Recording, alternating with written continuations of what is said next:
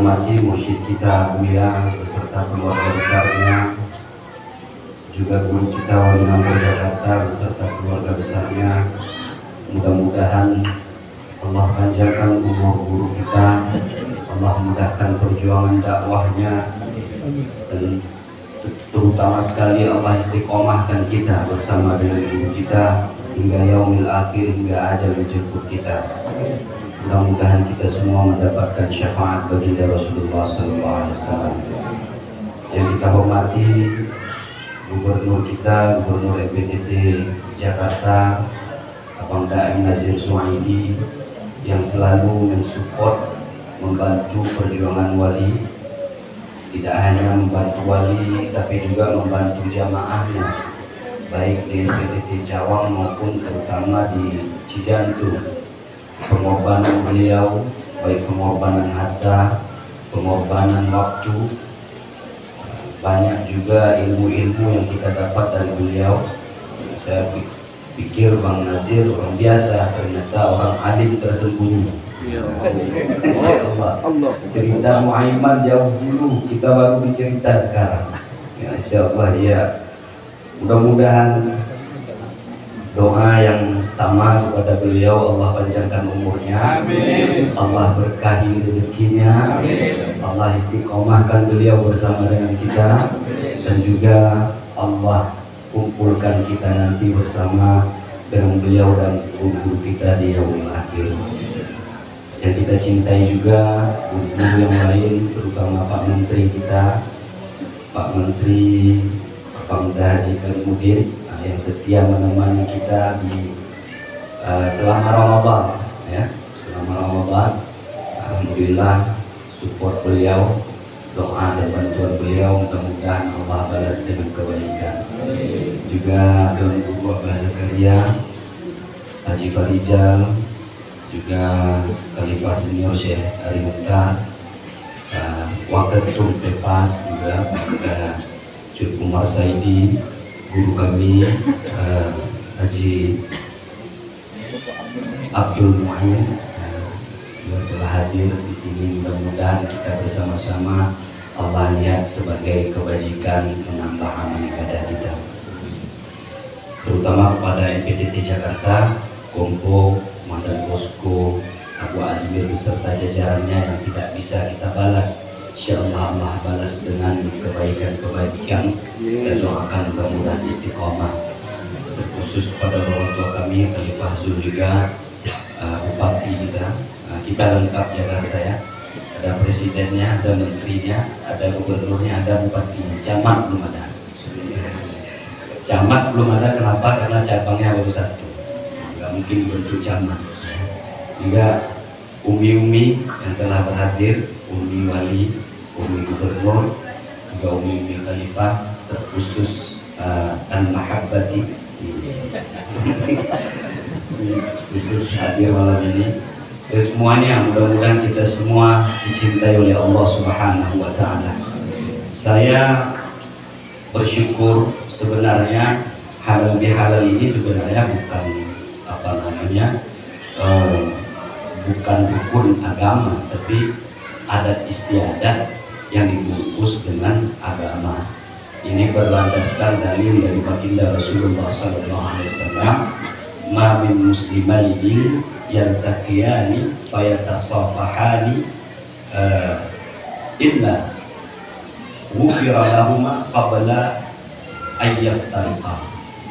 Bila dua orang muslim bertemu lalu dia berjabat tangan, Allah akan ampuni dosa kedua tersebut sebelum ia kembali atau melepaskan jabat tangannya.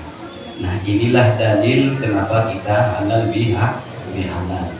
Halal itu maknanya sesuatu yang bersih ditambah bi, kita bersihkan dengan kebersihan. Jadi tidak kita pulang dari sini masih menyimpan kedengkian, karena kedengkian, cemburu, buruk sangka, takabur, nggak ada yang tahu. Yang tahu hanya kita dengan Allah. Maka MPTT ini hadir untuk membersihkan itu.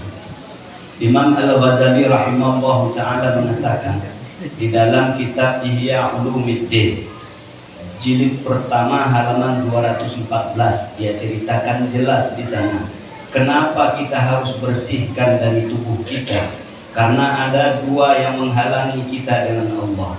Maka kata ulama kita, perjalanan ke Allah ini sulit, berat. Tidak cukup ilmu yang ada di kepala kita sampai ke Allah, tidak. Karena yang sampai kepada Allah itu ruhani. Kalau ilmu ada di akal itu fisik.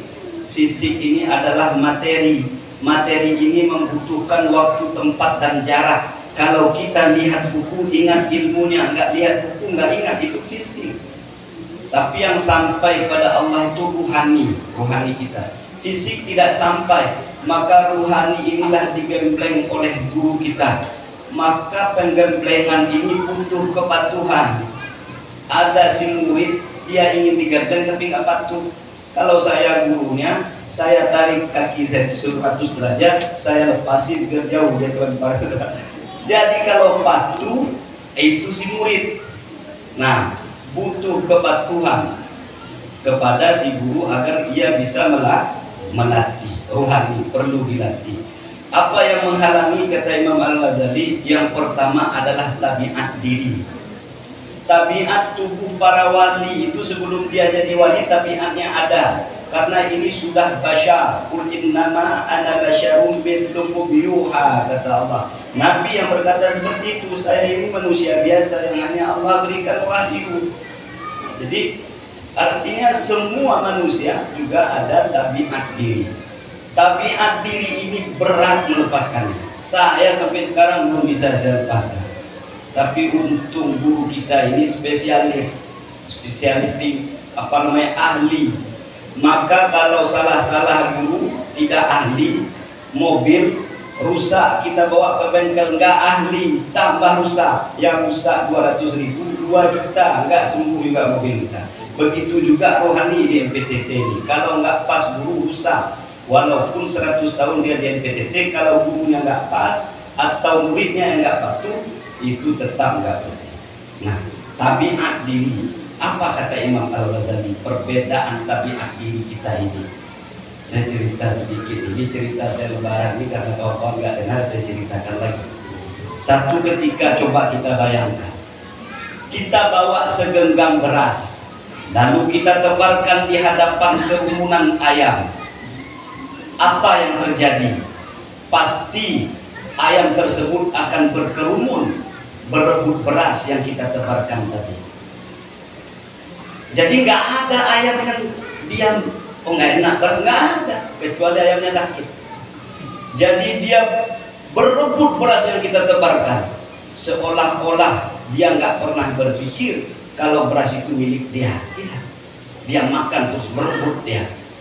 Nah, jadi kita bayangkan hal lain. Satu ketika si fulan atau kita masuk satu ruangan, yang dalam ruangan gak ada siapapun, tapi ada segelas es teh manis. Kita sangat haus.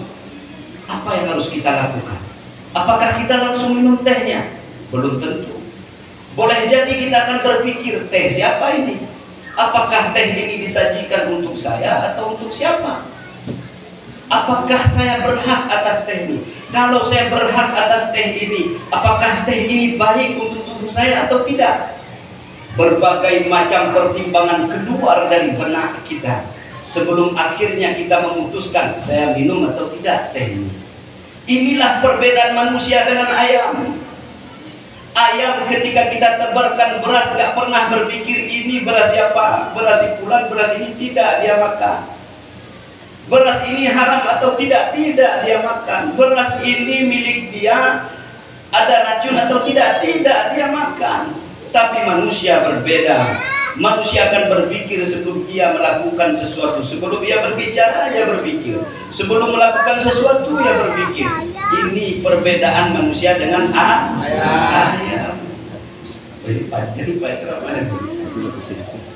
Jadi, maka bulan Ramadan 30 hari kita Ramadan untuk melatih ketajaman akal fikir. Karena perbedaan kita dengan ayam akal fikir. Akal fikirlah dilatih di dalam Ramadan. Maka perlu ada pelatih dalam Ramadan. Nggak bisa kita puasa sendiri, nggak bisa.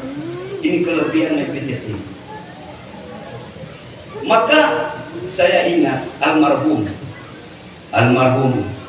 ghafarallahu lahu, kawan kita MPTT, siapa namanya, yang di Bekas, di tempat enggak, yang di dekat Bang Karman tuh, Bang Buyung ya, Yung siapa namanya?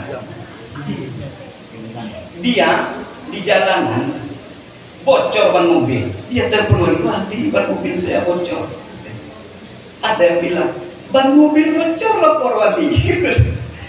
Jadi maksudnya keteguhan keyakinan dia kepada seorang guru sampai hal kecil dia lapor wali. Jadi nggak bisa kita samakan ketajaman rohani dia dengan kita. Karena fisik kita, saya berilmu boleh, tapi boleh jadi ketajaman rohani lebih tajam apa?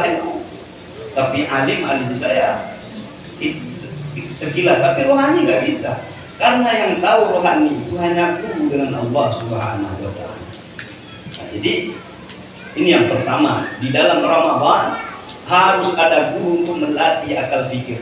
Orang yang selalu mengasah akal fikirnya, maka akal fikirnya itu membuat dia menjadi dewasa, membuat dia menjadi lebih matang. Dia akan berpikir, orangnya nggak reaksioner untuk merespon sesuatu.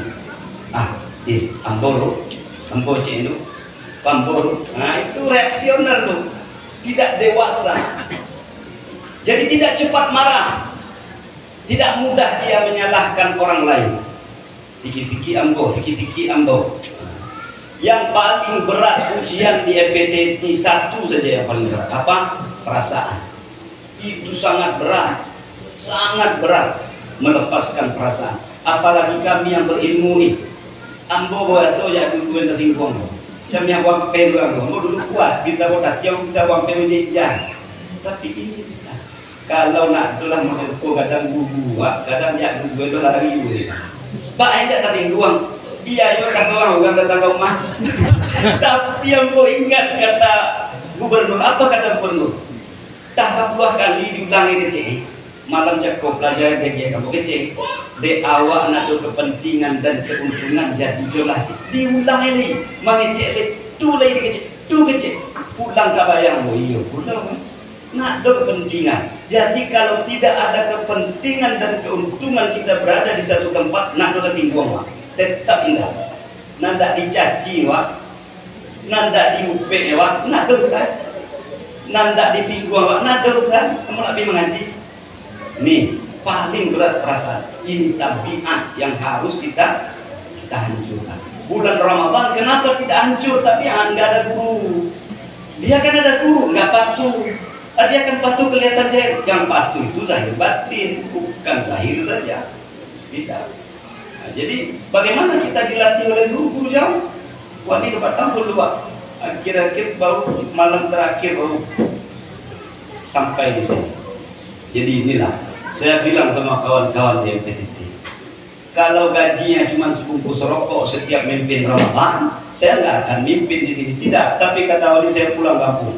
Istiqomah di sini. Saya berusaha istiqomah walaupun terasa capek setelah Ramadan. Saya nggak mungkin, tapi saya ingin guru sayang kepada kita itu agar kita dekat kepada Allah. Enggak ada niat guru yang lain. Satu keinginan guru kepada kita agar kita dekat kepada Allah. Apa yang bisa dekat? Ruhani. Bagaimana melepaskan keterikatan ruhani kita dengan fisik? Lepaskan bajumu. Apa baju manusia ini? Pertama, kejayaannya dia, kekayaannya dia, kemuliaannya dia, keagungannya dia, ketampanannya dia. Itu diri dia. Lepaskan itu di hadapan gurumu. Tidak terlihat ilmumu, kejayaanmu, kamu dikenal orang. Tidak. Saya ingin cahaya itu yang ada di badannya. Mudah-mudahan saya istiqomah. Saya bilang ke Allah semua, kalau wali orang lah mendidikmu ada selesai. Jadi itu ada gubernur, ada menteri kita, ada kawan-kawan yang lain. Karena berat memang untuk bisa dekat kepada Allah. Maka tetap insya Allah mudah-mudahan satu saja yang saya sampaikan dari Imam Al-Ghazali untuk membersihkan tabiat diri kita. Insya Allah mudah-mudahan kita semua malam ini Allah ampuni dosa kita. Amin. Allah bukakan hati kita. Amin. Agar kita bertambah patuh kepada guru kita.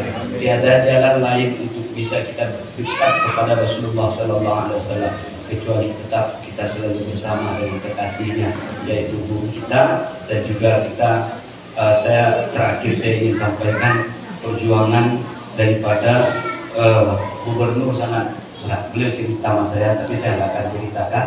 Tapi saya berharap doa dari guru agar saya bisa seperti beliau, perjuangan beliau yang kita nggak tahu tapi berat sekali, dan bahkan itu di hadapan Abu yang beliau sampaikan. Jadi mudah-mudahan Allah jaga kesehatan guru kita, Allah ampuni dosa kita semuanya, Allah istiqomahkan kita. Allahumma fi ila qawmin tarik. Assalamualaikum warahmatullahi wabarakatuh. Waalaikumsalam warahmatullahi wabarakatuh. Terima kasih kepada Habib Ikhwan yang